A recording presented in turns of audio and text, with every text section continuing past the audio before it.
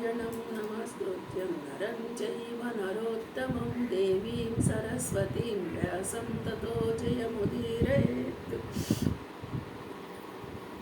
4వ అధ్యాయము 40వ శ్లోకం. అజ్ఞాశ్చ శ్రద్ధదానాశ్చ సంశయాత్మా వినశ్యతి నాయం లోకోస్తి న పరో న సుఖం సంశయాత్మనః.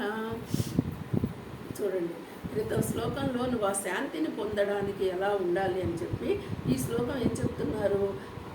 అజ్ఞః చ అంటే అశ్రద్ధదాన చ సంశయాత్మ వినశ్యతి నా అయం లోక అస్తి న పర న సుఖం సంశయాత్మ. చూడండి, పదాలని జాగ్రత్తగా గమనించండి. అజ్ఞానశ్చ శ్రద్ధదానాశ్చ అంటే అజ్ఞః వివేకహీనుడు, చ అంటే మరియు, అశ్రద్ధదాన శ్రద్ధ రహితుడు అంటే వివేకహీనుడు, శ్రద్ధ లేనివాడు, సంశయగ్రస్తుడైన వాడు అంటే ఇంకెంతసేపు సంశయాలే ఉంటుంది, అలాంటి వాడు భ్రష్టుడై నశించును అని చెప్తున్నారు. ఎందుకు మనకి ఇది దొరకలేదు, ఎందుకు ఈ శాంతి దొరకలేదు అంటే ఈ శ్లోకంలో మీకు చక్కగా ఆలోచన కలిగిస్తున్నాడు. మనకి దాని మీద వివేకము లేకపోవడం అంటే నేను అదే పరమాత్మని, ఈ శాంతి అనేది నేను పొందాలి అనేటువంటి వివేకాన్ని నువ్వు అర్థం చేసుకోవట్లా. ఇప్పుడు నీకు నువ్వు ప్రశ్న వేసుకొని నేను దేని మూలంగా అశాంతికి లోనయ్యాను అని ప్రశ్న వేసుకున్నప్పుడు ఆ శాంతిగా ఉండడానికి నీకు మార్గాలు నువ్వు ఆలోచిస్తే నీకు దొరుకుతాయి. అదే నీ వివేకం. ఆ వివేకంలో నువ్వు ఉంటే మరి నీకు దాని మీదే నువ్వు మళ్ళీ అలాగే శ్రద్ధ పెడితే, ఓ ఈ పని ఇందు మూలంగా జరిగింది, ఇక మీదట నేను దాని జోలికి వెళ్ళను, నేను నాకు కోపం ఉంది, లేదంటే నాకు ఆవేశం ఉంది, నాకు తొందరపడతాను ఉంది, నేను దీన్ని తగ్గించుకోవాలి, నేను ఎలా కంట్రోల్ అవ్వాలి అనే ఆలోచన వచ్చినప్పుడు దాన్ని నువ్వు ప్రయత్నపూర్వకంగా కంట్రోల్ చేసుకోవాలి. ప్రయత్నపూర్వకంగా నీ ఆవేశాన్ని తగ్గించుకోగలిగినప్పుడు నీకు మరి నీ కోపం అనేది చల్లారుతుందా లేదా? మరి అదే నీలో ఉన్న వివేకము. అలాంటి వివేకం నీకు కలిగినప్పుడు నువ్వు దాని మీద శ్రద్ధ చూడు. ఏ విషయాన్నైనా నువ్వు అలాగే శ్రద్ధగా మనగలుగుతావు. అలాంటి శ్రద్ధ నీకు ఉన్నప్పుడు ఇంకా మరి శాంతి వైపే ప్రయాణం చేస్తాం. ఆ శ్రద్ధ లేనప్పుడు మనకి వస్తుంది. ఎందుకంటే మన కోపాన్ని మనం కంట్రోల్ చేసుకోలేకపోతున్నాం, మనల్ని మనం అదుపులో పెట్టుకోలేకపోతున్నాం, కాబట్టి మనకు ఆ శ్రద్ధ ఉండటం లేదు. దాన్ని అశ్రద్ధ.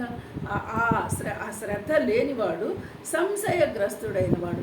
ఇంకెంతసేపు సంశయమే. ఇప్పుడు మీరు అన్నారు చూడండి ఇందాక, నిజంగా ప్రారంధం మారదేమో, ఇది ఇలాగే ఉంటుందా, నేను ఎందుకు మార్చుకోలేకపోతున్నాను, ఇవన్నీ సంశయాలు. ఈ సంశయం నువ్వు ఈ క్షణం మార్చుకోవాలి అంటే మార్చుకునే సౌలభ్యం నీకుంది అని చెప్తుంది గీత.